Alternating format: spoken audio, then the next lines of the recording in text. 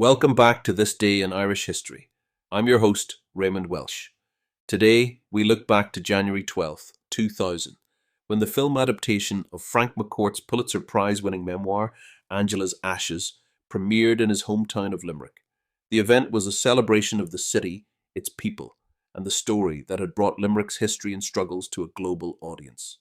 The premiere drew a massive crowd, with local residents turning out in droves to witness the occasion. For many in attendance, it was a moment of pride and reflection. Frank McCourt's memoir, published in 1996, had resonated deeply with readers worldwide, recounting his impoverished upbringing in Limerick during the 1930s and 1940s. While the book was celebrated for its raw honesty, humour, and vivid storytelling, it also sparked controversy in Limerick for its unflinching portrayal of poverty and hardship. Directed by Alan Parker, and starring Emily Watson as Angela McCourt and Robert Carlyle as Malachi McCourt, the film sought to capture the poignant essence of McCourt's memoir. The narrative follows young Frank McCourt, played by three different actors, to depict his life from childhood to adolescence as he navigates the grim realities of life in the lanes of Limerick. Despite the bleak circumstances, the story is laced with moments of resilience, familial love, and an enduring hope for a better future. The Limerick premiere was more than just a film screening. It was a cultural event. Held at the Savoy Cinema, the event attracted not only locals but also dignitaries and members of the cast and crew. Frank McCourt himself attended, and his presence was particularly meaningful for the people of Limerick. For many, it was an opportunity to connect with the author who had so vividly captured their city's history, and his return was greeted with warmth and admiration. For Limerick, the premiere symbolised a moment of reckoning with its past. While some criticised the film and memoir for painting a negative image of the city, others saw it as an honest and necessary portrayal of a difficult period in Irish history.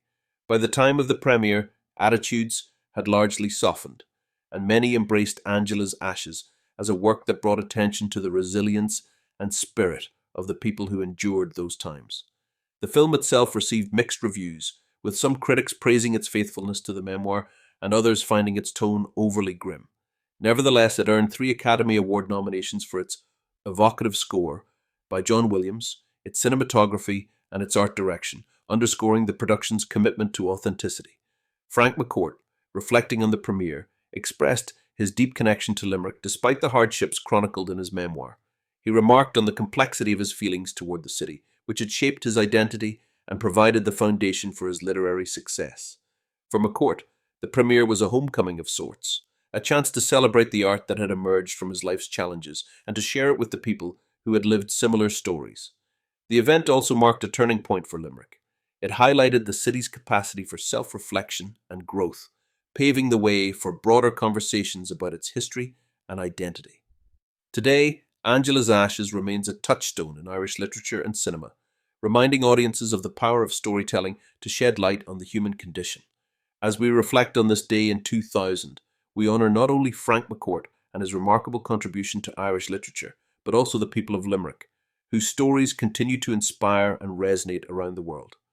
Thank you for joining us on this journey through history. Tune in tomorrow for another enlightening episode of This Day in Irish History. I'm Raymond Welsh. Slán go fóill.